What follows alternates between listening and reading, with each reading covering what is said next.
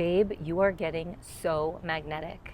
Your fire is activated. Your spark is here. It's now emanating, but now what? Everyone talks about how to get magnetic, how to become magnetic, but what do you do when you're embodying it? So today we're going to be discussing and going deep into really how to live as your most magnetic self. Yeah, as you fully embody your divinity and your frequency is rising, you become a living transmission of divine feminine frequency. You become like a lighthouse. And so what you're doing is you're putting out a signal and a frequency everywhere you go, whether you crave to be visible from a soul level because you know you're here to make a big impact, or you're just going to the grocery store. It really doesn't matter. You become a frequency transmitter that becomes very, very potent and very, very powerful. And other people are attracted to that light. And some people are attracted because they're here to be activated, and you're meant to activate their field and awaken codes within them that are going to begin to waken up. Others will be triggered by this because you're going to be shining a light on their shadows where they have still not yet fully embodied and their divinity within. And then you're also going to potentially attract people that just want to be around your light. This is your medicine. Whether you trigger people or you activate people, both of those are medicine. But then you'll also have people coming into your experience that they're looking to glom onto that light because that you're like a power source. You become the power source. And so this is where healthy discernment around your energy and spiritual hygiene. We can talk about that later. So like where you're investing your energy and your time and who you're investing it with, you become very, very discerning around that, and rightfully so, because you have a big mission. If you're listening to this, you're here to make an impact, whether, like I said, whether it's just in your community, your school district, or your place of work, or you're here to be an influencer or visible or speaker or an author or whatever it is. You're here to, you're going to be a power source the more you embody your divinity on this journey. And it becomes very interesting to see, like even just day to day, like going to restaurants, going to the grocery store, and you can begin to see what you are as a sacred mirror. You're the walking, talking sacred mirror that nobody asked for and they didn't know they needed. And sometimes you'll be popping into their experience to activate the fuck out of them, and sometimes they'll be popping into your experience just to and it might activate you. Yeah, could be activated. And again, like having really good discernment, as Sarah mentioned, raising your standards of like what you're available for, what you're unavailable for, and spiritual hygiene. At the end of every day, cleanse your energy field, cut all hooks, cords, drains, ties, release blocks. You are the sovereign consciousness awareness peering through your eyes. Your word is your wand. It's like you say it with your I am presence. I am now releasing any and all lower vibrational frequencies, energies, entities, demons, attachments, thought forms, anything that's not my energy. I lovingly, gently release it now. That is enough. That is like you would shower every single day, allowing yourself to speak that over yourself and declare it is a great way to release energy.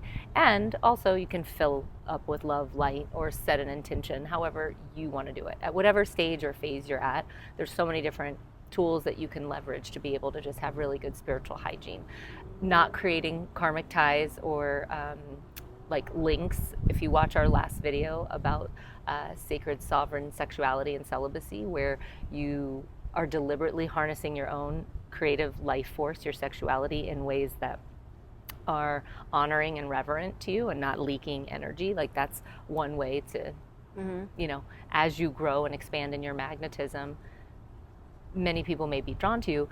Also do know nothing is random or superfluous. Like in this world, in this 3D matrix, everything is energetic and vibrational. So at some level, there's always a matching frequency. So you continue to just work on your frequency and tune to a frequency and a knowingness of your own power, then a lot of things will fall away. Yeah. If something comes into your reality, we always talk about taking personal responsibility and like owning whatever that is, whatever you see in another, alchemize it within yourself, obviously, but also have really good boundaries, discernment, and make choices that are going to support your vessel. As your frequency rises, it will become your natural boundary. It will become your natural boundary. So this isn't about walking around in fear that you're going to attract things into your life. I mean, there's a difference between a pattern coming into your experience and someone just crossing. There's a difference between something being a pattern that you will be triggered by, which indicates that there might be something to alchemize. There's still a residual if you're triggered. Yeah, if there's no energetic charge around it, and it's just like you're just maintaining your own sovereignty, and you're just playing the role as a sacred mirror for others, that which you will do in the new earth, you will just be a sacred mirror for others. And that doesn't mean that if you're, let's say for example, you're online and you're saying something and then all of a sudden you get a bunch of trolls, that doesn't mean that you're embodying troll energy or any like negative things like that. But if it triggers you, then you may have a fear of being seen, or you may have a fear of being rejected, or you may have a fear of something like that. So you got to be healthily discerning around what's coming into your experience, and also take full responsibility for the power that comes with raising your frequency, because you do become a sacred mirror for others.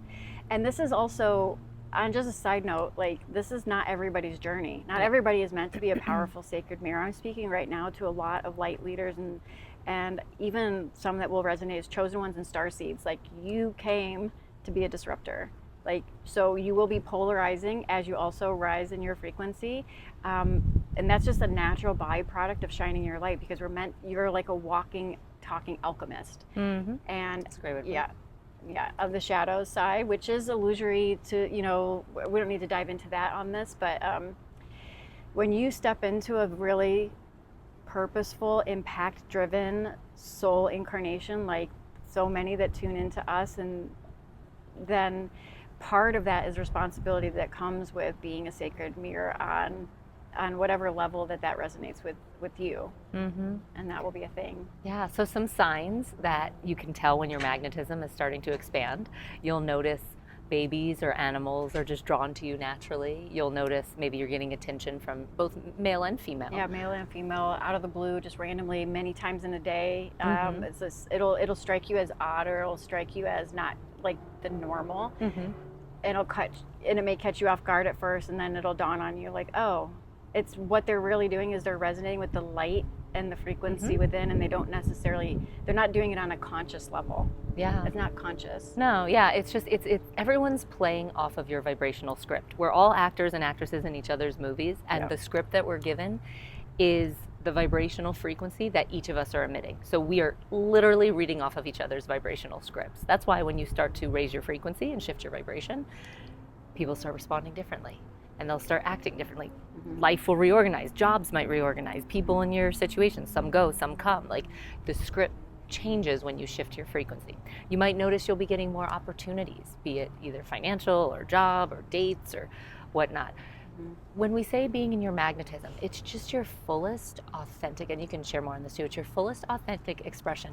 One of my girlfriends said that, when she goes out on dates, she feels like she's more calculated and reserved, and like, okay, I gotta like, she didn't say be perfect, but like hesitant, because there's that like, oh, I got the wall up. But when she was out with a guy friend just dancing at a concert, she said she didn't care. She didn't like the guy. It was just a friend. But she just let herself go, and she was dancing and singing and like and he turned around and kissed her.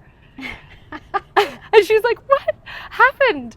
That's not what I was expecting. But she realized, she was telling me, she's like, I realized I allowed my magnetism, my natural state of just authenticity was just so magnetic. And I'm like, girl, just do that all the time. Yes, that's awesome. I love that story. That is so powerful. And other ways that tap into magnetism, if you want to, dance and living your fullest self-expression, start that business, get your branding going, create the content you've been desiring, write the book, film the video series. Your creative expression is one of the fastest ways to amplify your magnetism, and that piggybacks off of our previous episode with the sexual life force, creative energy, and channeling that into a creative outlet.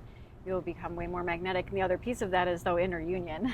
Yes. Inner union as the power source. You are the power source. When this is the ultimate, like when it's all said and done, everything comes back to being the one. The one.